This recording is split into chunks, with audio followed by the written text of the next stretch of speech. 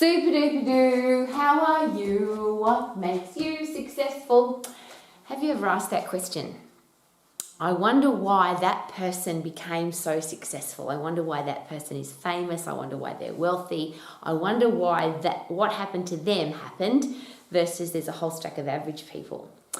Have you ever said to yourself, I think that person is going to be successful? You might have watched them, experienced them as a child, as a teenager, watched them play sport, watched them in a classroom and thought, I think that person has the potential to go on and do great things with their life. The reverse of that, have you ever thought to yourself, that person's never going to make it, they don't have what it takes, they're lazy, they're undisciplined, they can't do it. So we put a judgment on people, you can, you can't. Now there's a really great question to ask. If somebody put that judgment on you and said to you, you can't, did you believe them? If somebody believed in you and said, I think that you can go on and do all the things that you want to do, did you trust their belief in you? And I think they're great questions because sometimes it's been suggested that you have to believe in other people's belief in you, even if you don't believe in yourself.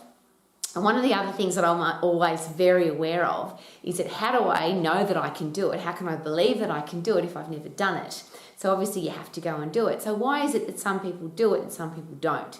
Some people have the focus, commitment and discipline to go and do all the things that they want to do and some people don't. And I had a really interesting experience at my local Kmart, a discount store in New Zealand. I met a young man, tall, good looking, well-spoken, really funny, great sense of humour, excellent communicator. He was working on the checkout at Kmart, a teenager. And when you look at somebody like that, the analogy that I use or the example that I always share is there is somebody that has all the ingredients sitting on the kitchen bench to make a beautiful meal or a beautiful cake. So if I've got butter and sugar and flour and eggs, it's very possible that I could make a cake. But I have to mix that cake effectively. I have to go through the method, not just have the ingredients. Then I have to bake it at the right temperature. I have to know what I'm doing to create a beautiful cake. Or I might have vegetables and meat and sauces and seasoning on the kitchen bench, and I want to make a beautiful meal. But having the ingredients doesn't make the beautiful meal. I have to get the method right.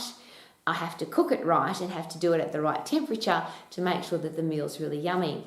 So the great conversation that I had with this gorgeous young man was, what are you going to do with your life? And his answer was he didn't know. He didn't know what to do. So here we have a man who has the ingredients to do everything. And I'll go a step further. He has X Factor. And he's even asked me, what does X Factor mean? And it's called X Factor for a reason because we don't know what it means. It's just that something special that some people have. It's the look in their eye, the way they hold themselves, it's their charm, their charisma, their character, just something about them. Now, this young man has all of that. But will he become successful? Will he do the things that he wants to do? Now, the first thing that is the challenge is that he doesn't know what he wants to do. So he said to me, what do I need to do to become successful, to make money, to have a great life?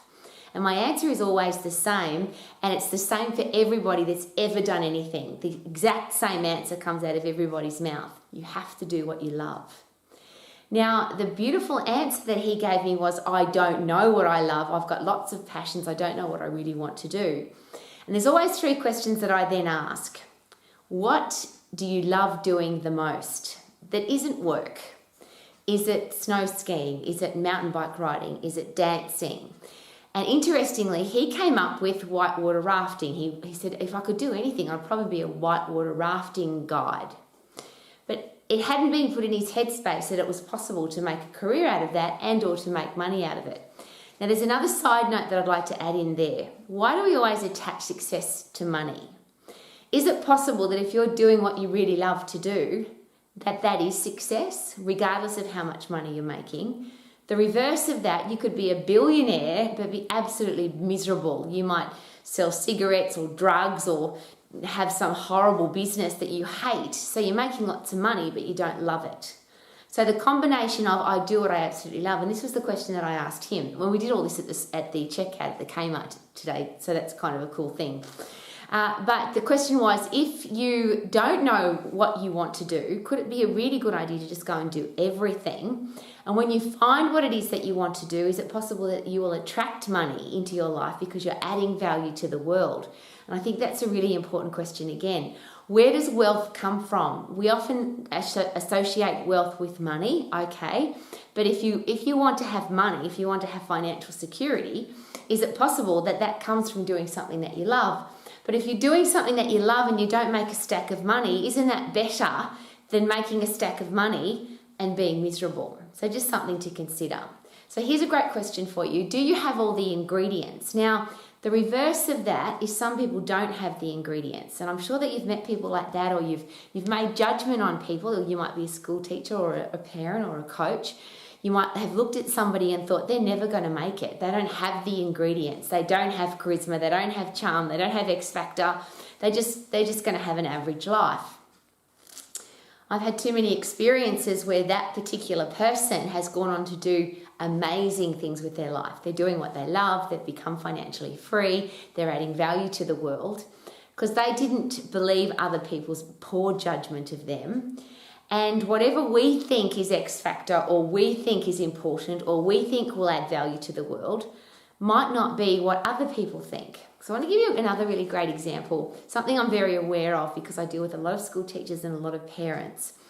Unfortunately, a lot of children are told, a lot of future adults are told, you can't, you're not good enough, you're too tall, too short, too fat, too skinny, not smart enough, not enough money, don't come from the right suburb, you're just not going to make it. You have to accept that you're going to have an average life, or you should go and get a job that's going to pay your lousy, stinking, rotten bills. Now, they might not say lousy, stinking, rotten bills, but we often talk about you've got to get a job to pay your life. I want to I've got hundreds of stories, but this one in particular is really important to me. I had a young man who came to the Max International Colleges, and he had a passion for exercise, he had a passion for boxing, and he was a young father, and he wanted to be an example for his little boy. So he said, at the moment I'm a truck driver. I was told by my careers officer at school that I was a loser. And he said that was the exact quote. I said, did that person actually say that to you? And he said, yes. The quote was, I'm a loser.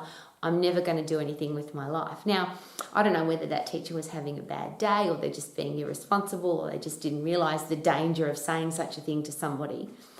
But interestingly, and it was several years after he finished school, he ended up in front of me.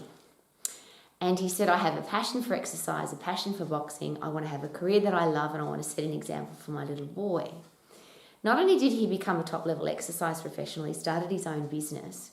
And he didn't just do the qualification to become a fitness exercise professional. He went on to do the business diploma and the advanced business diploma with Max. So he has now an international business diploma. And when he graduated, I had the great joy of printing his certificates. It's one of the beautiful things in my life I love to do, which is to say, congratulations, you are a fully qualified exercise professional, or you are fully qualified with an international business diploma, or a combination of both. But what I did for this beautiful young man is I printed 2 lots of certificates. I printed 1 lot of certificates for him, which I very proudly gave him in a beautiful frame. But I also packaged up another set of certificates, and I sent them to the school and to the teacher, the careers officer, that had told him that he would never make anything of himself, that he was a loser and he was never going to have a successful life. And I did that because I want us as adults, I want us as leaders, teachers, parents, coaches, bosses, pastors, to understand the danger of telling somebody that they can't. The danger of, rather than adding positivity into somebody's life, and this is a great question. You could tell somebody can't, that's easy. But if you want to invest time with somebody with the how can I question, what do you want to do and how can we make that happen for you? And the reason I think that's so important is there are a lot of people with skill and no discipline that don't do anything with their life. There are a lot of people, so they're skilled, but they don't have the discipline, so nothing happens. There are a lot of people who have no skill, but they're very disciplined and very focused. And a lot of those people go on to become very successful at whatever they want to do. Now, if you want to be a top-level sports person or a musician or an artist or a dancer, it's been suggested that you have to have a certain skill, a certain genius. But I've met too many people who have a career as footballers, as musicians, as rock stars, as business people. And I'll give you another example. I had another young man who came into my life who had a very successful business. He came to the Max International Colleges because he wanted to grow his business into the franchise model. He made beautiful handmade wooden furniture. He couldn't read and he couldn't write, but his genius was to make beautiful furniture. So he had to work a way around what he thought was a disability. But he was told he was stupid and that's why he couldn't read and he couldn't write. So he believed that he was stupid, didn't learn how to read and didn't learn how to write. He could work with his hands, however. So when I worked personally with him, and that's what the Max Colleges is all about, it's about personal coaching and mentoring. I'm not a school teacher, as in teach ABCs and times tables and how to read and write. But I looked for ways to encourage and excite him to want to learn. And one of the things that we worked out was, yes, he was very good with his hands, but he was also very good with music. So when he was building beautiful pieces of furniture, creating pieces of art, he would listen to music and he would sing, and he had quite a beautiful voice. So all we did is we took the program, the Max International Business Program, the Max International Program to become an exercise professional, and we turned it into songs. So he couldn't read and he couldn't write, but he could sing. So he remembered the words because he could sing. And that's the other thing about education that I think is really important. If you're a teacher or a coach, you already know this, that we all learn differently.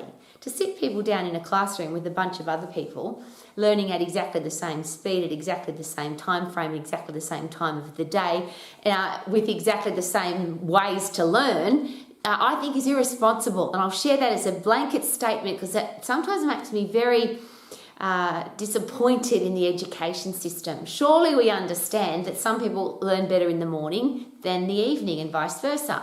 Some people learn by singing, some people learn by painting, some people learn by dancing, some people learn by watching, some people learn by listening, some people learn by kinesthetic touching and doing. We all learn differently. We all learn at different speeds. So to tell everybody you have to learn at this speed, I think is ridiculous, because sometimes there's stuff that we know and we can learn it really fast because it's what we're interested in. And other things, I, for example, have never been good with numbers. So when I have to deal with numbers, I have to really concentrate very hard. But communication skills have been easy for me. So I learn much faster about communication skills than I do about numbers. And I think that as teachers and educators, if we don't understand that, I think we're irresponsible. So what I want to share with you is this beautiful young man who was told that he was an idiot because he couldn't read and write, ended up again with an international business diploma and a franchise business of beautiful furniture, because he stopped this ridiculous notion in his head that he was stupid. I don't believe anybody's stupid. Now, some people say to me, Rowie, you're just an optimist and that's just ridiculous and you're not living in reality. But I passionately believe that we all have something inside us of value. We all have a genius and it just has to be found. It's like digging for gold. Sometimes you find a big nugget sitting on top of the ground. It's easy to find it. But sometimes the gold has to be dug. And you have to dig deep and you have to dig a lot of dirt. I remember going to the super pit in Kalgoorlie in Australia. And there's a lot of gold that comes out of there, but they dig the gold in big trucks. The trucks are so big that I can stand inside the wheel of the truck and the top of the wheel doesn't come anywhere near the top of my head. It's like a 2-story building. And they just keep pulling dirt out of the ground and little tiny bits of gold are found.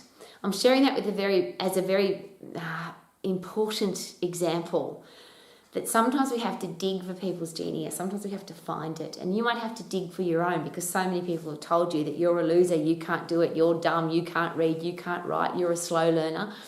Every day I work with people that have been told that. You're not smart, you can't do it, it won't work. And I just don't believe that. Now, I share again passionately that I'm going to keep my blonde hair. I'm an old lady now, but I'm going to keep it forever. Because I'm too blonde to know that it won't work. I love being able to say that because I'm a female with blonde hair. I am too dumb to know that it won't work. I just believe that it will. So rather than telling people you can't, my conversation is always, how can you? So I believe everybody's got the ingredients. Now, you can take, and I'll use the cake example again, you can take flour and sugar and butter and eggs, and you could make a beautiful cake. You could make a biscuit because it doesn't rise. You could make a muffin. There's all different things that those ingredients could make, but you can make something with those ingredients. There's other people, however, who can go to the fridge, and you and I might look in that fridge and go that we can't cook anything. There's nothing in here that we can make a nice meal out of. And somebody else will create a delicious 3-course gourmet feed out of something that we would never have dreamed of. So I'm not convinced that you have to have the right ingredients. What I do think you have to have is a passion. Yes, you have to have belief, but maybe it's somebody else's belief in you, and that's what I want to be. I want to be the coach, the teacher, the leader that can find the genius, dig for the gold, and make sure that everybody is aware that they've got it. Now, people may choose not to use their genius, and there are lots of people that choose to be average and they choose not to do anything with the beautiful gifts that they've been given. And some people have got beautiful ingredients and they have X factor and charisma and everything required to be successful. They either don't do anything with it or they do horrible things with it. And that's a choice too, I get that.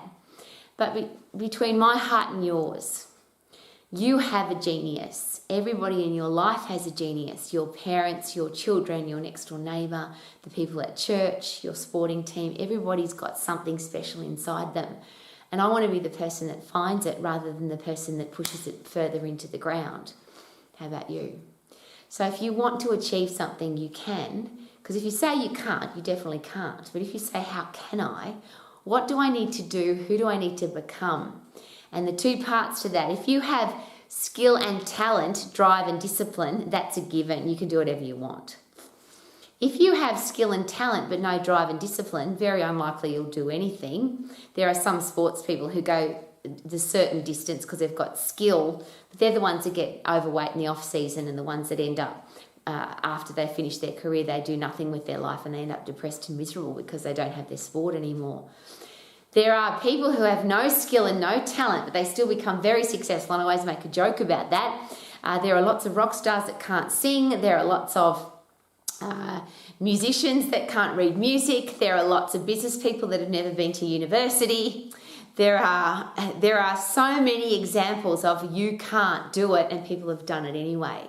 And I always share my favourite example, which is the dance, the internationally recognised, acclaimed, beautiful dancer who was the lead dancer in the Michael Jackson Cirque du Soleil show that toured the world, and he only has one leg. Now, for me, that's the ultimate example of impossible becoming possible. How does a little boy grow up into a man who becomes a professional dancer and he's only got one leg? To me, that's the ultimate headspace of I'm not going to listen to everybody telling me that I can't. And can you imagine how many people said to him, you can't be a dancer, you've only got one leg? Can you imagine when he went to the audition for the Michael Jackson Cirque du Soleil show and he went to that audition on crutches? Can you imagine the looks on people's faces? And he ended up being the lead dancer in the show. I'm sharing that with you again because if anybody ever tells you you can't do it, it's not possible, it won't work, just block your ears and tell them to go away. There's lots of words you could use, but be respectful, smile, nod, and walk away. Whatever ingredients you've been given, are you making the most of those ingredients? Are you doing the best that you possibly can with everything that you have been given? And whatever gift and talent that you have, if you apply discipline and focus and commitment to it, what might be possible? Could you live the life that you dream of? Could you live the life that you want to live? Could you be the living example for your children and for future adults that it is possible to do whatever it is that you want to do, regardless of what other people tell you and regardless of the ingredients? You could turn your life into a beautiful cake, into a beautiful meal, into a beautiful life by applying the genius that you have to discipline and commitment and focus. I would love for you to live your life to the max, and that's what I'm here for every day. Thank you for coming to Romax. My name's Rowie, and my goal is that you are healthy, fit and strong, have a career or business that you love, you are financially free, and you have great people in your life because you've got great communication skills and you attract beautiful people into your life. But most importantly, you have a beautiful relationship with yourself, because when you look in your mirror, you can say to yourself, I am living my life at its absolute super max. Super duper doo, how are you? Have a life that you love, because you deserve it. Woo!